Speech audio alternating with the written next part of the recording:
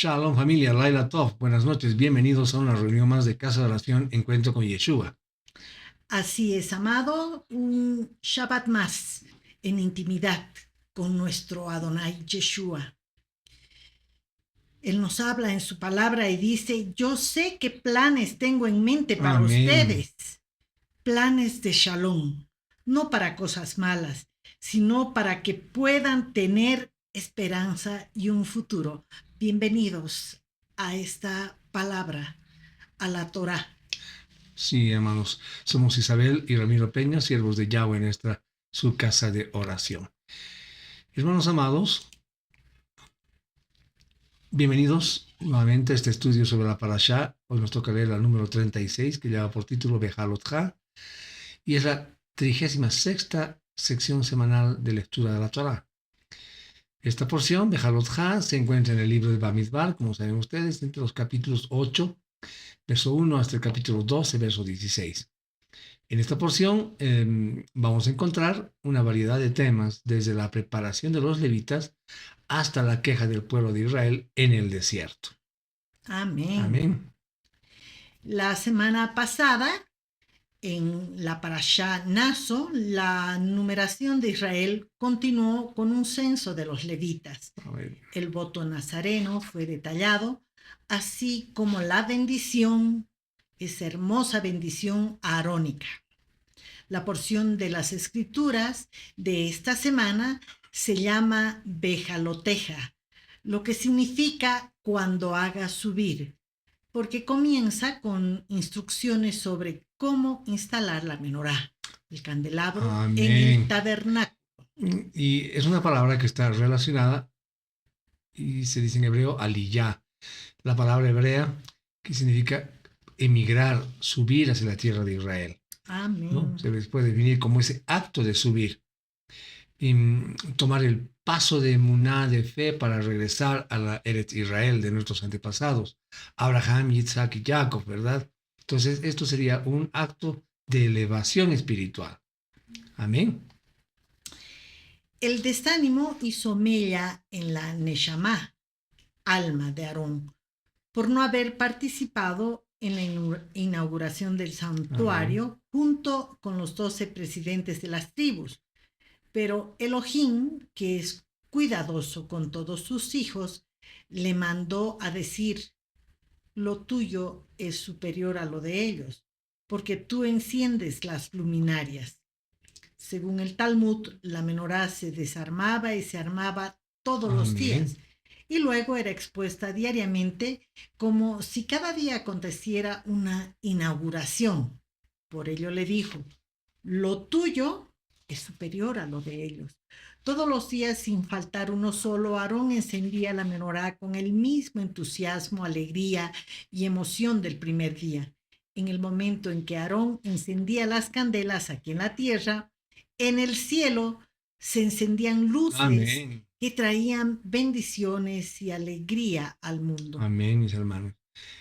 Elohim, según el Midrash, quiere que los israelitas consideren la luz que brilla en el santuario como un símbolo de la antorcha de la verdad y la justicia, que puede iluminar el mundo, ¿verdad?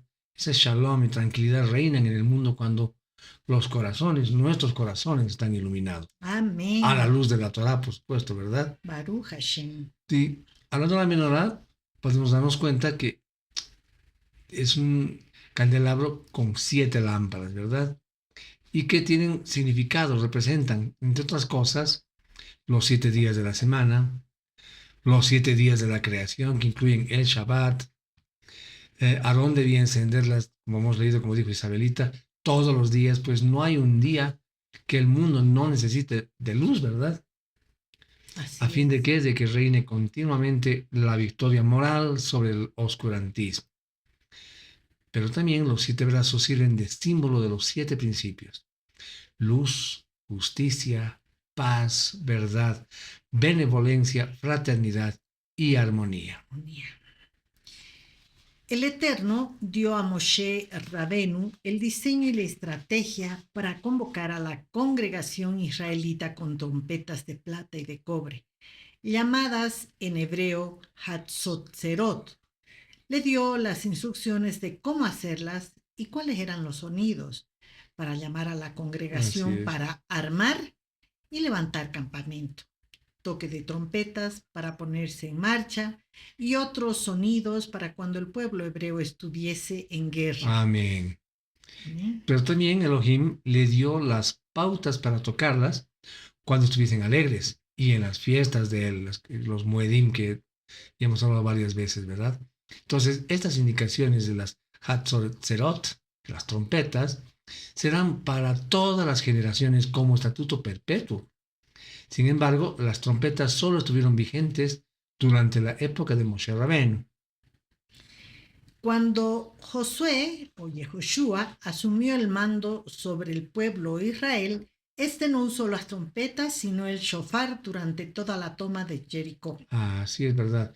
En esta porción, mis amados hermanos, nuestro Abacadosh muestra su poderío a los 600,000 hombres que estaban a pie del pueblo de Israel que constantemente se quejaban de él, ¿verdad? De lo que estaban pasando. Tenemos en esta semana una parashá llena de revelaciones muy importantes para nuestras vidas, ¿verdad? Elohim continúa dando la instrucción a Moshe acerca del tabernáculo y el pueblo de Israel. Y estas, como hemos visto, son instrucciones eternas, ¿verdad? Entonces, amados, vamos a estudiar esta porción. Que nuestro Abacadosh nos guíe y nos dé sabiduría y sobre todo revelación. Amén. Amén. Baruch Hashem. Bien, mis amados hermanos. Entonces, como vimos, nos vamos a ir a la Torah y vamos a comenzar la lectura de esta hermosa, hermosa palabra. Perfecto. Entonces, como ven ustedes, la porción número 36, Bejalotha, significa cuando haga subir, y hemos dicho, esa es la base bíblica que ven ustedes en sus pantallas. Comenzamos a leer entonces versículos 1 y 2. Elohim dijo a Moshe, dile a Aarón, cuando coloques las lámparas, las 7 lámparas tienen que dar su luz hacia adelante, al frente de la menorá. Muy bien. La expresión cuando haga subir, ya sabemos que en hebreo se dice Bejalotha, que deriva de la palabra aliyah, como hemos mencionado en el primer al comenzar esta reunión, ¿verdad? Y que está en el Strong 5944 y literalmente quiere decir ascender, subir, elevar. Entonces, esto nos da al menos dos ideas para que podamos analizarlas. La primera es que el candelabro, esta menorá, se encontraba en un lugar alto, ¿verdad? Por lo que Aarón debía subir para encender. Primera cosa. La segunda cosa es que era un acto de, como dijimos al principio, de elevación espiritual, ¿verdad? Entonces, la palabra frente también que vemos, al frente dice, ¿no? El versículo 2, posee varios significados. Un significado puede ser circuncidar, que quiere decir recortar, acortar, ¿verdad? Cercenar, cortar, destruir, pero también puede significar rechazar, que está en el Strong 4136, que quiere decir precipicio, el lado opuesto, anterior, delante, enfrente, etc. Ahí pueden leer ustedes como referencia el Salmo 118, 10 y 12. Amén. Al ascender en la luz de la revelación del Mashiach, que es a quien representa la menorá, esta nos guía hacia el frente, caminar hacia el frente. Nos lleva a rechazar cosas que antes para nosotros tenían valor, pero ya no. Todo esto producto de un acto que ocurre en el corazón llamado circuncisión. Gálatas 2:20 nos dice, y ya no vivo yo, sino que Yeshua vive en mí, y lo que lo vivo en la carne, lo vivo en la emuná del Hijo de Elohim, quien me amó y se integró a sí mismo por mí.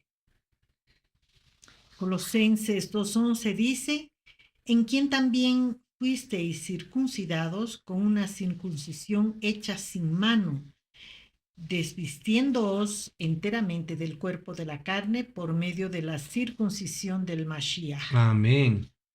Vamos a adelantarnos a este versículo número 7. Ya vemos que habla de la consagración de los levitas. Así es como los vas a purificar. Rocía el agua de purificación sobre ellos, haz que se rasuren todo su cuerpo con una navaja y haz que laven sus ropas y se laven a sí mismos. Bien, hermanos, este entonces era un caso especial de purificación, puesto que no le era permitido a los Kohanim, a los sacerdotes, rasurarse la barba. Baikrat 21.5 nos dice eso, ¿verdad? Pero este ritual entonces continuó siendo llevado por el Rab Shaul y también sus talmidim, sus discípulos.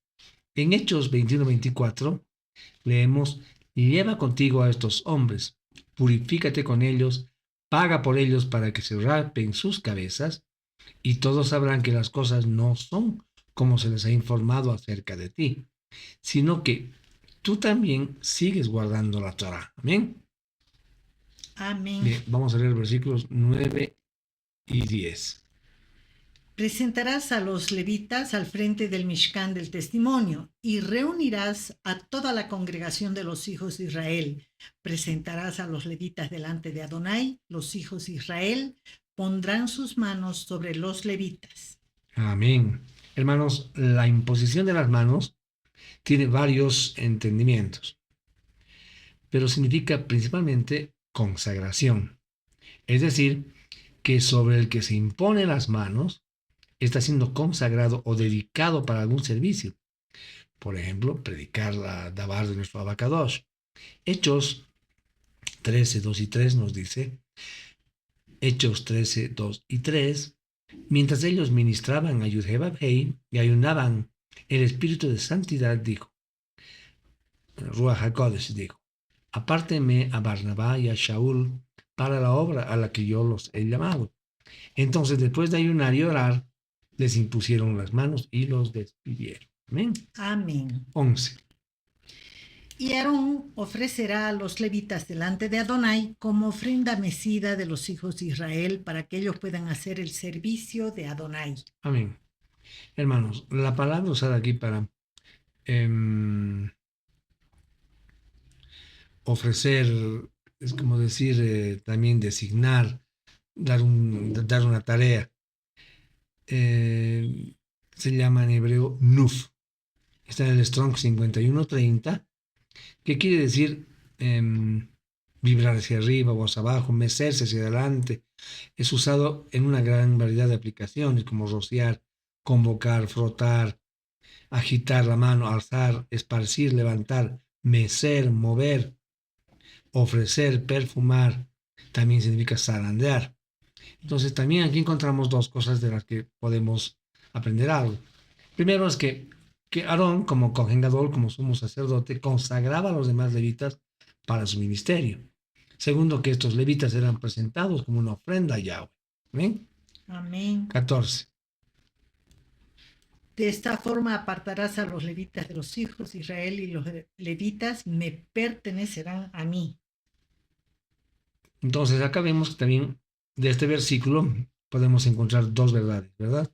La primera es que los levitas eran hombres y mujeres apartados o consagrados, es decir, eran diferentes a las demás tribus de Israel. Segundo, era que eran propiedad de Yud-Heh-Vav-Hei para su servicio, ¿verdad? El versículo 15. Después de eso, los levitas entrarán y harán el servicio del Mishkan del Testimonio. Tú los purificarás y los ofrecerás como ofrenda mecida. Muy bien. Entonces, hermanos, acá hay algo importante que debemos saber, que es imposible comenzar a ministrar si no se ha sido consagrado para ello, ¿verdad? Es decir, si no se ha cumplido con este ritual de purificación, así como la imposición de manos para la consagración. No se debe iniciar el servicio al cual hemos sido llamados si no pasamos por esos pasos. Rab Shaul, el apóstol Pablo, en 1 de Timoteo 4:14 dice, no descuides el don que está en ti, que se te ha dado por medio de profecía con la imposición de las manos del concilio de ancianos. Entonces, esto nos da a entender que en el Brit Hadashah continúa esa exigencia para los ministros, ¿verdad? Entonces, no se ha abolido. 19. Y yo he dado a los levitas, a Aarón y sus hijos de entre los hijos de Israel, para hacer el servicio de los hijos de Israel en el Mishkan del Testimonio y para hacer expiación por los hijos de Israel, para que ninguna plaga caiga sobre los hijos de Israel como consecuencia de acercarse mucho Ajá. al lugar Kadosh. Bien, vemos acá que Aarón era el líder de los levitas. Ellos le debían responder a él. Entonces, ¿qué vemos acá? Vemos la importancia que le da nuestro abacados, Yudhebabhei, al liderazgo, ¿verdad? De igual manera, estos levitas eran responsables por los asuntos espirituales del pueblo. Es decir, ellos eran los encargados del servicio en el tabernáculo, así como de hacer expiación por el pueblo.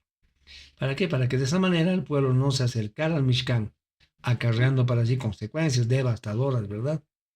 Esto ejemplifica una vez más la importancia de no hacer lo que nuestro Abacadosh no nos ha ordenado. Mm. 24 y 25.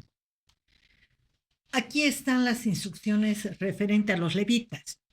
Cuando ellos alcancen la edad de 25 años, comenzarán a hacer sus deberes sirviendo en el Mishkan del Testimonio. Y cuando alcancen la edad de 50, ellos cesarán de hacer este trabajo y no servirán Bien. más. Entonces vemos acá que no solo Yud-Heh-Vav-Heh, nuestro Abacadosh, establece el servicio, sino también, como vemos en estos versículos, también la duración del servicio.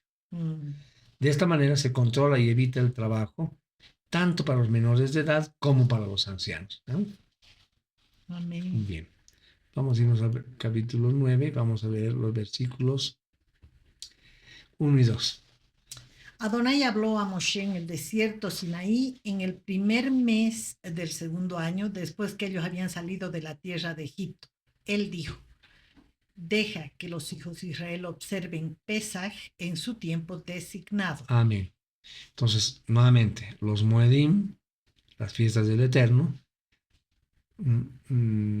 corresponden a esos tiempos señalados, ¿verdad? Esas citas con nuestro Abacados, por lo que deben ser celebradas cada una en su fecha, en la fecha que estaba establecido por él mismo, por nuestro Abba, ¿verdad? Entonces aquí vemos que es un error celebrar estos Moadim, estos momentos diferentes a los establecidos. Hay un pensamiento general en la gente que dice lo que importa es el corazón y las intenciones, pero eso no es del todo correcto, ¿verdad? Si bien la disposición del corazón está ahí, es importante, pero más importante es la obediencia a la Torah de nuestro Abacadosh. Y en la Torah están descritos los tiempos en que se celebran cada una de las fechas, por días, inclusive meses, ¿verdad? Es clarísimo cómo es. Pero hay personas que tienen otras cuentas, ¿verdad? Que no sé de dónde se las sacan. Pero si nos regimos a la Torah, ahí están todas.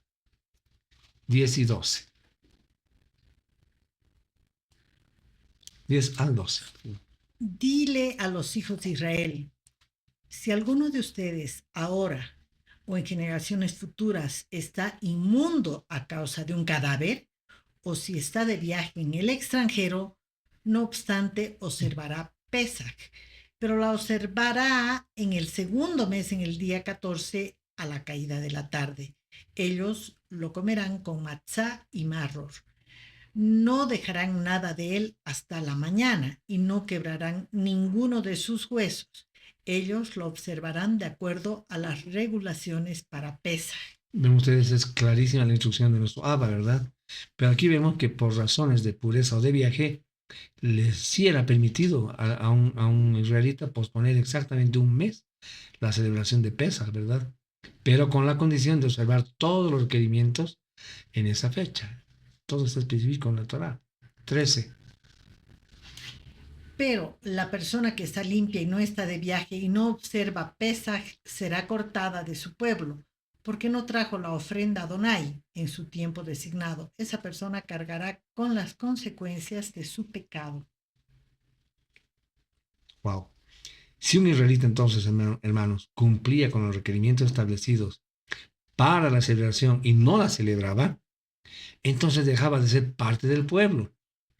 Hermanos, este versículo nos dice una verdad muy importante, y es que al guardar y observar la Torah en su totalidad, esto nos da identidad y nos permite presentarnos con total fidelidad ante nuestro Abacadosh. La desobediencia es la que hace que perdamos la identidad. En la escritura nos dice en Salmos 119, 92, 33. Si tu Torah no hubiera sido mi deleite y yo habría perecido en mi aflicción, nunca descuidaré tus preceptos, pues has preservado mi vida con él. Amén. El Amén. 14, versículo 14 dice, si un prosélito se está quedando con ustedes y quiere observar Pesaj para Adonai, él lo hará de acuerdo a las regulaciones y reglas de Pesaj. Ustedes tendrán la misma ley para el prosélito como para el ciudadano de la tierra. Amén. Amén. Entonces, ¿qué nos dice esto? Que la Torah es eterna y es universal, ¿verdad? Es para el pueblo de Yahweh, de Yud-Heh-Vav-Hei, pero hay quienes sostienen que esta es solo para los judíos, los judíos, ¿verdad? Pero la realidad es que es tanto para el natural como para el extranjero que se haya convertido al Elohim de Israel, como nosotros, ¿verdad? Que hemos hecho pacto con Yeshua. Somos parte del pueblo de Israel, ¿no? Porque hemos sido injertados en el olivo natural, ¿verdad? 9:15. En el día que el Mishkan fue montado, la nube cubrió el Mishkan del testimonio y en el anochecer sobre el Mishkan estaba lo que parecía fuego, cual permaneció hasta la mañana. Entonces acá vemos, hermanos, que cada vez es más evidente en la escritura que una vez la morada está lista, ¿verdad? Como este Mishkan, Yud-Heh-Vav-Hei, nuestro Abacadosh, la llena con su kabod, con su gloria, ¿verdad? Cuando estudiamos la Torah a nivel Remes, que es un segundo nivel de interpretación exegética de la Torah, entendemos que no seremos llenos de la gloria de nuestro Abba a menos que estemos preparados para recibirlo. Amén. 17 y 18. Cuando fuera que la nube era levantada de encima de la tienda, los hijos de Israel continuaban sus viajes y ellos acampaban cuando la nube se detenía. A la orden de Adonai los hijos de Israel viajaban, a la orden de Adonai ellos acampaban, y por el tiempo que la nube se quedara sobre el Mishkan, ellos se quedaban en el Amén. campamento. Qué bueno nuestro Padre, ¿no? La nube, hermanos, significa la presencia de nuestro Abacadosh. Amén. La escritura nos dice claramente en este pasaje que la nube y la columna de fuego son manifestaciones de la presencia del Altísimo, ¿verdad? Hermanos, de la misma manera que Yeshua es la manifestación más elevada de Yud-Heh-Vav-Hei, ¿verdad? Es igualito. Quien se ha manifestado a los hombres, lo hemos visto, se ha hecho carne, vino al mundo, ¿verdad? Rab Shaul en este punto nos dice en Colosenses 1:15 que él es la imagen visible de lo invisible, ¿verdad? Por eso Yeshua es Yahweh. Amén. 9:23. 9:23. Él es el supremo de toda la creación. Exactamente. ¿No? Por orden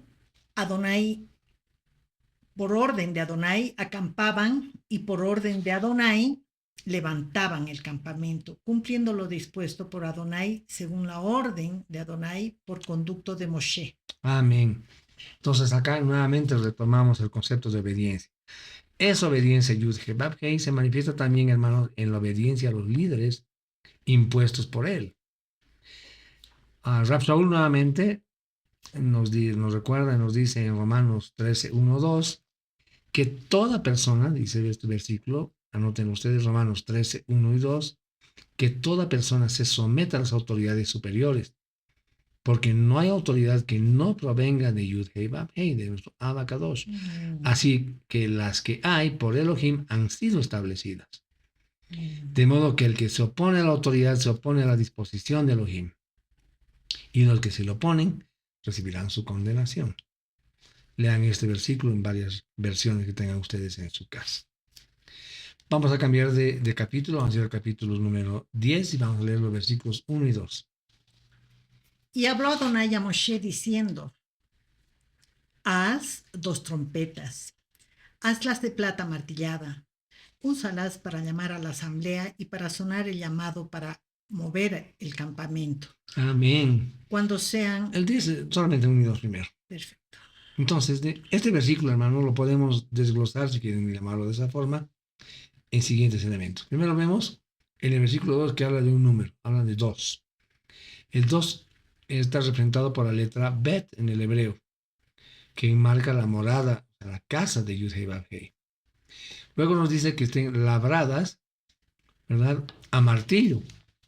Y eso habla del sufrimiento, de un acto de moldeado, ¿no? Como la vasija. ¿Y para qué era? Dice, para mover al campamento, para que el pueblo se moviera, o para reunirlo, ¿verdad? Entonces nos damos cuenta claramente a quién representan estas trompetas de plata, ¿verdad?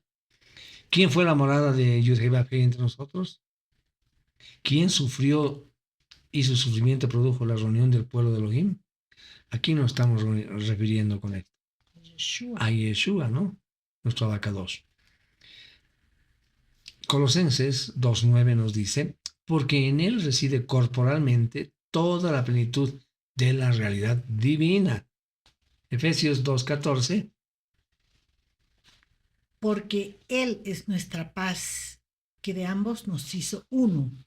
Él derribó en su carne la barrera de división, es decir, la hostilidad. Por supuesto que estamos hablando de Yeshua. Amén. Vamos a adelantarnos a los versículos 12 y 13. 11, 12 y 13 vamos a leer. En el 20º día del segundo mes del segundo año, la nube fue levantada del Mishkan del Testimonio, y los hijos de Israel salieron en etapas del desierto Sinaí. La nube se detuvo en el desierto de Parán. Así que ellos salieron en su primer viaje, obedeciendo la palabra de Adonai por medio de Moshe. Amén. Hermanos, entonces vemos que acá es el propio Yud-Heh, nuestro abacados, quien determina el tiempo de permanencia en un lugar de su pueblo. Solo Él decide cuándo debemos movernos. Ahora estamos en la dispersión, ¿verdad? Pero cuando Yud-Heh lo designe, todos vamos a regresar a casa. Amén. Amén. 28. Así es como los hijos de Israel viajaron por compañías. Así se movieron hacia adelante. Hermanos, ya habíamos visto en la anterior porción, la semana pasada, que el pueblo de Israel es también un ejército, por lo que se necesita orden y unidad para que éste prevalezca, ¿verdad? Los versos que hemos leído anteriormente muestran el orden de marcha del pueblo. No era como ellos querían, ¿verdad? Sino como nuestro Abba, nuestro padre Elohim, lo había establecido a través de Moshe, ¿verdad? Amén. 29. Moshe dijo a Jobab, el hijo de Reuel, el Midiani, el suegro de Madianita. Moshe: estamos viajando hacia el lugar del cual Adonai habló. Yo se los daré a ustedes. Vengan con nosotros y los trataremos bien, porque Adonai ha prometido buenas cosas a Israel. Bien, acá recurrimos al Humash y Rambam en su comentario dice, hablando de Jethro, que adoptó el nombre de Jovav, ¿verdad? Cuando se convirtió al judaísmo Jethro, siguiendo la usanza de los prosélitos de adoptar un nuevo nombre al hacerse parte del pueblo de Israel.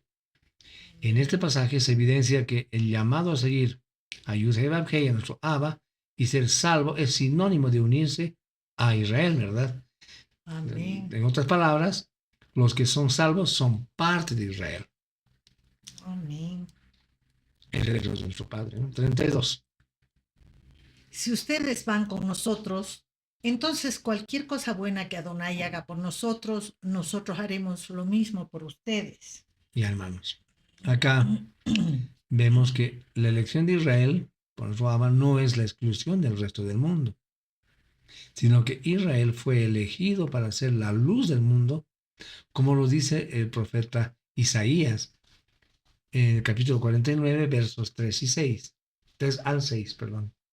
Y me dijo: tú eres mi siervo, Israel, en quien me glorío. Yo pensaba: en vano me he afanado, he consumido mis fuerzas por pan inútil, pero mi causa estaba en Yahweh, mi recompensa estaba en las manos de mi Elohim. Y ahora Yahweh, el que me formó en el vientre para ser su siervo, ha resuelto hacer que Jacob vuelva a él, para que Israel le sea restaurado. y a mí se me ha honrado a la vista de Yahweh. Mi Elohim ha sido mi fortaleza, porque él dijo, poca cosa es que tú seas mi siervo, para lo cual levanto a las tribus de Jacob y restauro a los sobrevivientes de Israel. Te pondré también como luz Amén. para las naciones, para que mi salvación llegue hasta los extremos de la tierra. Amén. Qué hermoso, ¿verdad? Qué hermoso. Entonces, el momento en el que un extranjero se refugia en Elohim de Israel, se hace igual de natural, ¿no? Con los mismos derechos, las mismas promesas, las mismas bendiciones y las mismas responsabilidades, ¿verdad? Amén. En este punto les quisiera que lean ustedes para complementar la enseñanza de este versículo, Isaías 56 del 1 al 8. Lean eso en sus casas y también lean Efesios 2 del 11 al 19. Amén. 35 y 36.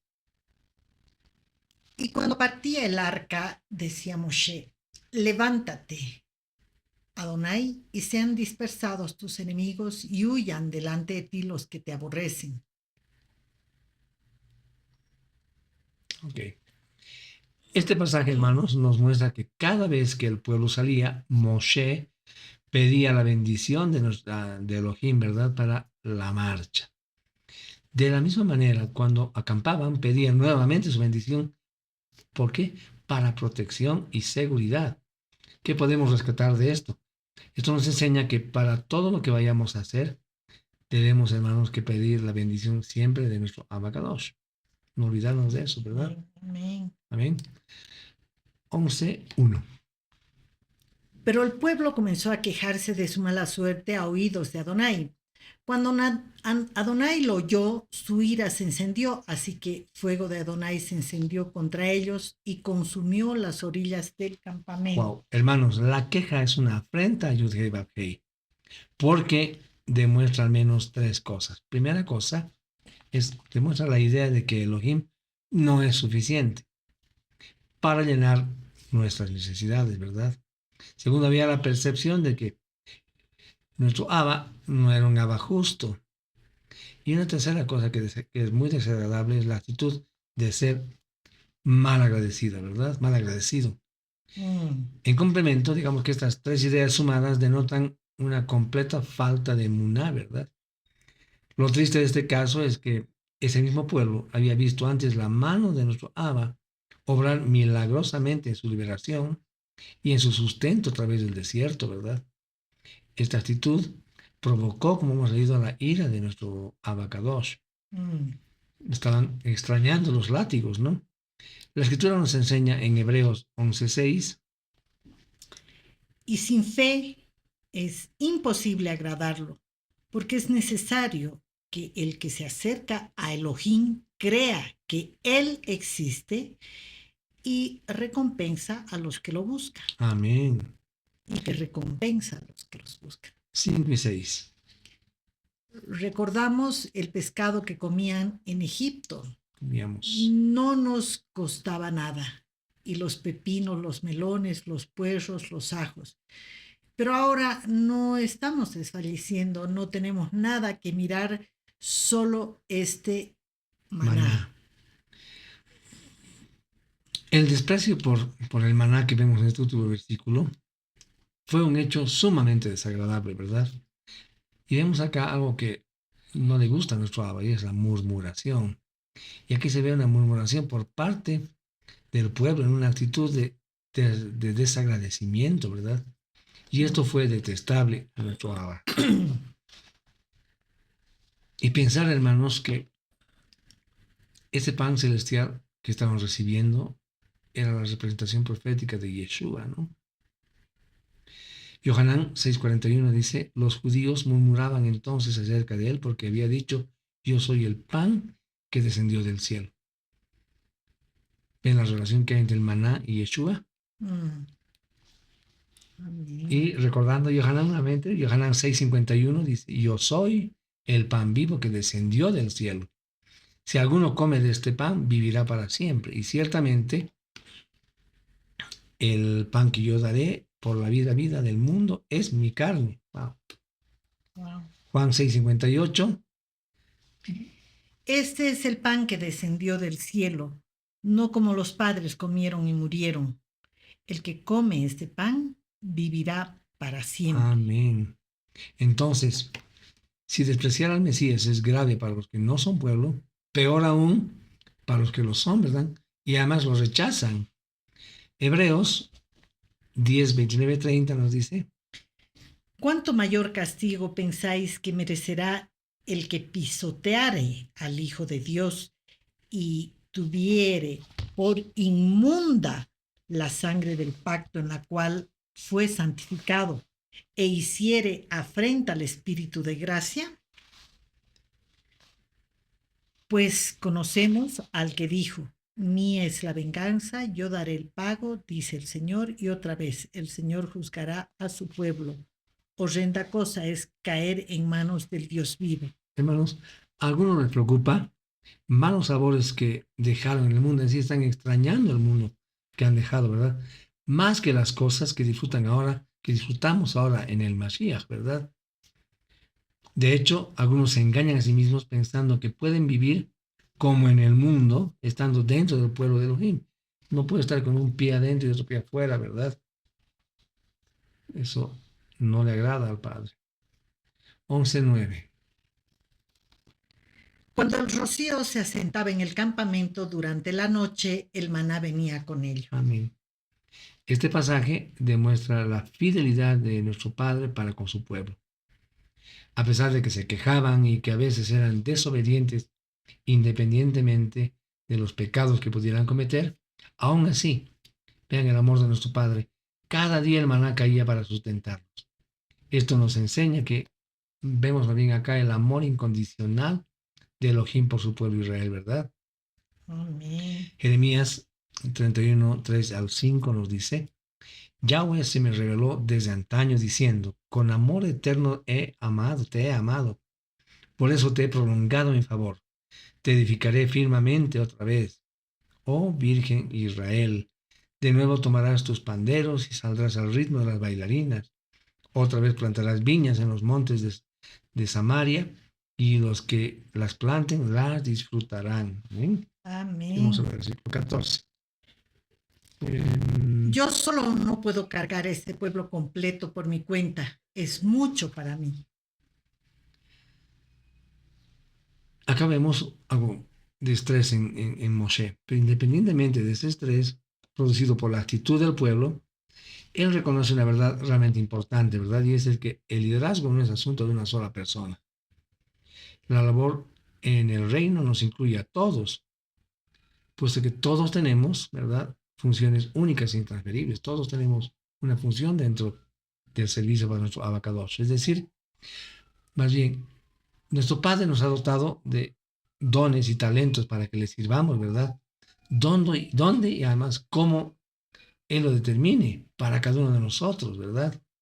Y en este punto, el apóstol Pablo, Rab Shaul, compara al pueblo con un cuerpo, como lo describe en Primera de Corintios, del 12, capítulo 12, del 2 al 27, léanlo ustedes, pero ahí habla, dice, porque de la manera que el cuerpo es uno, solo tiene, y tiene muchos miembros, más bien, y que todos los miembros del cuerpo, aunque son muchos, son un solo cuerpo. Así también es el Mashiach, nos está diciendo, ¿eh? Porque por un solo espíritu nos sumergimos todos en un solo cuerpo, tanto yehudíes como griegos, tanto esclavos como libres. Entonces, continúen leyendo ustedes, Primera de Corintios 12, del 12 al 27. Amén. Amén. 11:17. Yo descenderé y hablaré contigo allí, y yo tomaré algo del Ruach que reposa sobre ti, y lo pondré sobre ellos. Entonces ellos llevarán la carga del pueblo junto contigo, para que tú no la tengas que cargar solo. Amén. Entonces, acá vemos que la tarea de guiar a un pueblo, como dijimos antes, no es asunto de una sola persona. Se debe contar con el apoyo de otras que tengan el mismo Ruach, ¿verdad? Ruach, que estén llenos del Ruach de HaKodesh. Y esto fue lo que pasó aquí. Y fue también lo que pasó con los primeros Talmidim, ¿verdad? De Yeshua. Hechos 6, 2 al 6 nos relata. Y dice, Hechos 6 del 2 al 6 dice, entonces los 12, después de convocar a todo el grupo de los discípulos, dijeron, no es correcto que nosotros dejemos la palabra de Yahweh para servir a las mesas. Así que, hermanos, busquen entre ustedes a 7 hombres de buena reputación, llenos de ruaj y de sabiduría, para que les encarguemos más bien, esta tarea. Nosotros seguiremos ocupándonos de la oración y en el servicio de la palabra. La propuesta agradó a toda la multitud y escogieron a Esteban, un hombre lleno de fe y de espíritu de santidad. También escogieron a Felipe, a Prócoro, a Nicanor, a Timón, a Parmenas y a Nicolás, un prosélito de Antioquía. Lo presentaron delante de los enviados y ellos, después de orar, les impusieron las manos. Ven de nuevo que no puedes ejercer algo si antes nuestro Padre no te ha consagrado para ello, y tiene que haber una imposición de manos por parte de los ancianos de la Quejilá, ¿verdad? 29. Pero Moshe respondió, ¿eres tú tan celoso en protegerme a mí? Yo quisiera que todo el pueblo de Adonai fueran profetas. Quisiera que Adonai pusiera su ruaj en todos ellos. Amén. Este verso, hermanos amados, demuestra una vez más que no todos somos llamados a ministrar de la misma manera ni en las mismas áreas, ¿verdad? Acá recordemos lo que Rab Shaul nos dice en 1 Corintios 12, 29 al 30. Y dice, ¿acaso todos son todos enviados? ¿Todos profetas? ¿Todos maestros? ¿Acaso hacen todos milagros? ¿Acaso tienen todos dones de sanidades? ¿Acaso todos hablan en otros idiomas? ¿Acaso interpretan todo? Hermanos, a cada uno se le da un ministerio diferente y además único. Ninguno es más importante que el otro, ¿verdad? Puesto que todos somos necesarios en la comunidad. Entonces, esto no debe ser motivo de celos ni de contienda. ¿No? Vamos al capítulo 12, versículos 1 y 2.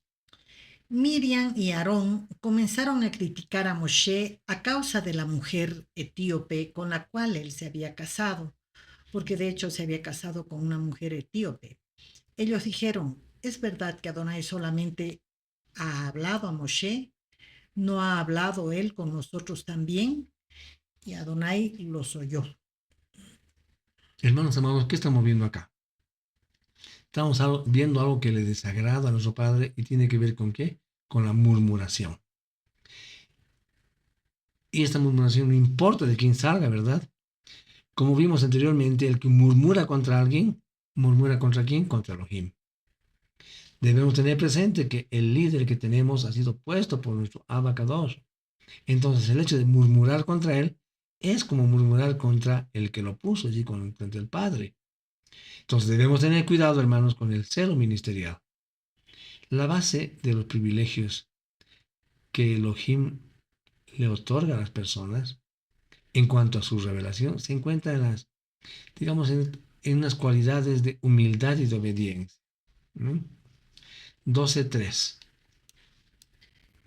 Ahora, este hombre Moshe era muy manso, más que nadie en la tierra. Entonces vemos acá que la cualidad que más engrandece a un hombre de Torah es la humildad, ¿verdad?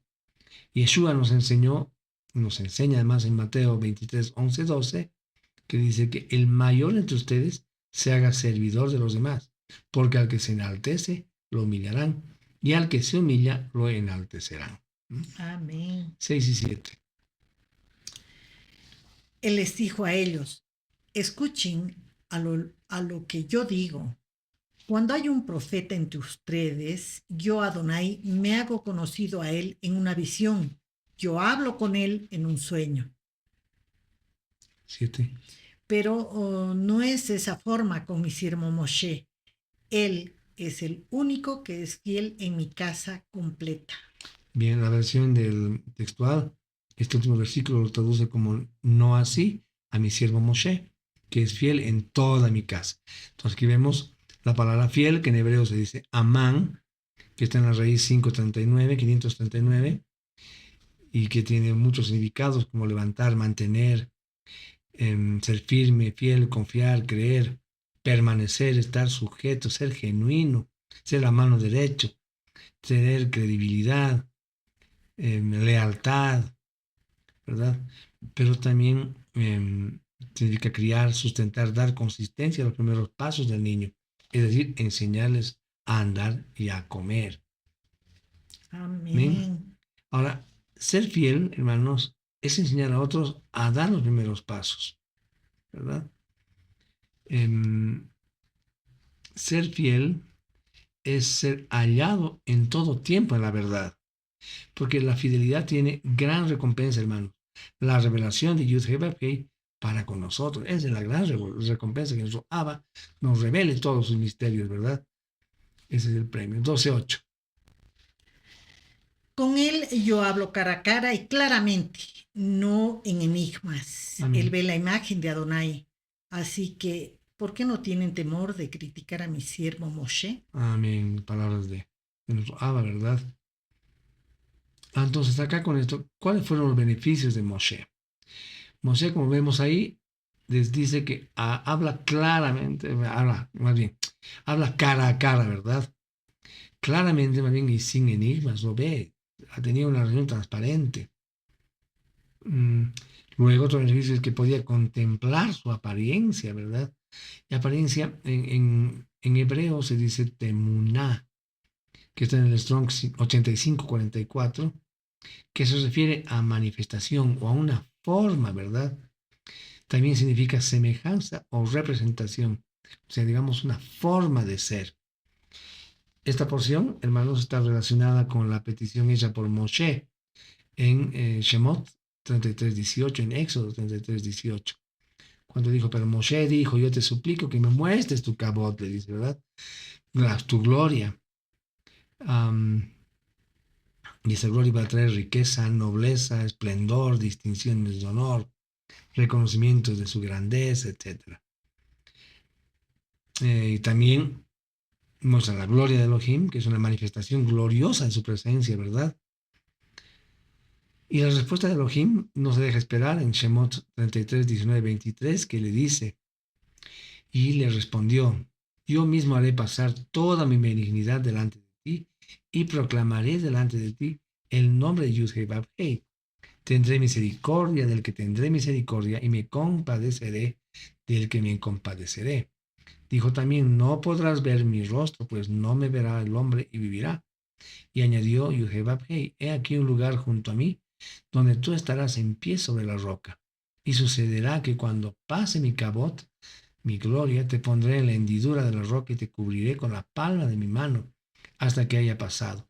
Después apartaré la palma de mi mano y verás mis espaldas, pero mi rostro no lo dejarás ver. Ahora, espaldas en hebreo se dice akhor, que está en el Strong de 268, que significa parte posterior, espalda, estar de revés. Moshe veía las espaldas, que también significaría ver hacia el futuro, y ese futuro es la revelación de nuestro Mashiach. Este futuro, según Hechos 33:19, estaba relacionado con la expresión más alta de su misericordia y compasión y revelación de su nombre.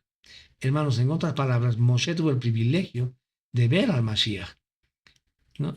Él es la imagen o la figura de Elohim, como ya lo habíamos dicho, ¿verdad? En Colosenses 1:15. 9-11.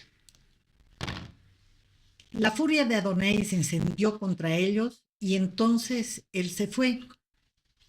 Pero cuando la nube fue levantada de encima de la tienda, Miriam tenía Zaharat, tan blanco como la nieve. Aarón miró a Miriam y ella estaba blanca como la nieve. Aarón dijo a Moshe, oh mi señor, por favor no nos castigues por este pecado que hemos cometido tan estúpidamente. Bien. Entonces, hermanos, la clave para toda restauración se encuentra en qué? En hacer teshuvah. Teshuvah en arrepentirse, ¿verdad? Fijémonos que a quien se dirige primero Aarón es a Moshe, ¿verdad? ya que la falta había sido contra él, directa, lo criticaron, murmuraron de Moshe, ¿verdad? De una manera directa. Y también, como hemos visto hace un momento, esa falta era contra Yud-Heh-Vav-Heh de manera indirecta. ¿Por qué? Porque Moshe era su ungido. ¿Ven? Tengamos en cuenta lo que Yeshua dijo. No tenemos perdón si nuestro corazón se acerca de la manera incorrecta delante de Él. No encontraremos el rostro de Elohim si nuestro pecado hace interferencias, hermano. La restitución del daño a los afectados es parte de este arrepentimiento. En esta parte pueden leer Lucas 19:8 y Marcos 11:26, 12 al 14. Por favor, no dejes que ella esté como uno que nace muerto, con su cuerpo medio comido cuando sale de la matriz de su madre. Moshe clamó a Adonai: oh Elohim, te suplico, por favor, sánala. Adonai respondió a Moshe: si su padre hubiera sencillamente escupido en su cara, ¿no se escondería ella de vergüenza por 7 días? Así que deja que ella sea echada del campamento por 7 días. Después de eso, ella puede ser traída de regreso. Amén. Hermanos, acá, si algo podemos rescatar de estos versículos, es el poder de la oración de un hombre, ¿verdad? Ese clamor que tenía Moshe. Pero el que Moshe tenía un corazón de acuerdo al corazón de Elohim, ¿verdad? Moshe acepta las disculpas de su hermano Aarón y que hace siguientemente, intercede por Miriam, ¿verdad? Cuando le ruega: Elohim, te ruego que la sanes. Él, refanalá, clamó a Elohim. Y vemos que ella es sanada, ya que sale solo 7 días del campamento, que es el tiempo que corresponde a los días de purificación, ¿verdad? De los leprosos, luego de ser visto por el sacerdote. Acá pueden leer Levítico, Vaikra 14:8, 15:16. Miriam fue echada del campamento por 7 días y el pueblo no viajó hasta que ella fue regresada. Amén. Entonces, aquí vemos también que la actitud del pueblo, en este caso también es algo maravilloso. En este pasaje se ve un ejemplo de lo que el pueblo israelita debe hacer cuando alguien falla. Y este pecado afecta a todos, ¿verdad? Para esto, hermanos, podemos aplicar varias cosas. Primero, que hay que detener la marcha, ya que todo el proyecto que intentamos será afectado por el testimonio del que ha fallado. Tenemos que hacer todo lo imposible por restaurar al hermano que ha fallado. Esperar, ¿verdad?, el tiempo de nuestro Padre. Y después que se ha restaurado, acompañar a nuestro hermano a pasar el desierto juntos. Hay que ser misericordiosos, empáticos, ¿verdad? Pasarlo juntos, ya que para el que ha fallado es difícil este proceso. Entonces, luego que se realizaba lo anteriormente dicho, continuaba la marcha. Entonces, hermanos, solo si la persona desea abandonar al pueblo es despreciada por Elohim, ya que ha apostado a la fe de manera pública, ¿verdad? Se le debe dejar y abandonar en el desierto de este mundo. Entonces, hermanos, no demos lugar a las murmuraciones, ¿verdad? Porque eso no nos va a hacer nada bien. Amén. Amén. Hermanos amados, con este versículo habríamos concluido la lectura de la porción de esta semana. La Parashá Bejalotja nos enseña importantes lecciones sobre la adoración, sobre la obediencia y la dependencia de nuestro, ¿no?, en nuestro Abacadosh, en Elohim, ¿verdad? Vemos la luz de la menorá como un símbolo de ¿quién? De Yeshua. La presencia continua de nuestro Abacadosh en nuestras vidas a través del Ruach HaKodesh. Y la importancia de vivir es lo más importante, ¿no?, en gratitud y confianza en Elohim. Esperemos que estas enseñanzas en nuestras vidas podamos aplicarlas diariamente, buscando siempre la luz de Yeshua, la guía de Yeshua HaMashiach, siguiendo la guía del Ruach HaKodesh y viviendo siempre con un corazón agradecido. Shalom y que el Señor les bendiga. Grandemente, hermanos. Ha sido un placer, un honor estar nuevamente con ustedes en esta reunión. Le agradecemos a nuestro abacados que nos haya permitido estar juntos nuevamente. Le pedimos a Él que, si está en su voluntad, nos permita reunirnos el siguiente, séptimo día para continuar la lectura de su maravillosa Torah. Baruch Será Hashem. con nosotros entonces hasta el siguiente Shabbat, si Él así lo permite. Y en tanto reciban la bendición de nuestro abacados, que descienda sobre ustedes, sobre sus actividades, familias, hijos, nietos. No hay que toda la luz de la Torah sea la que nos guíe, Amén. ¿verdad? Como la Menorá, como Yeshua guía nuestros pasos diariamente. Amén. Amén. Shabbat Tov. Shabbat Tov.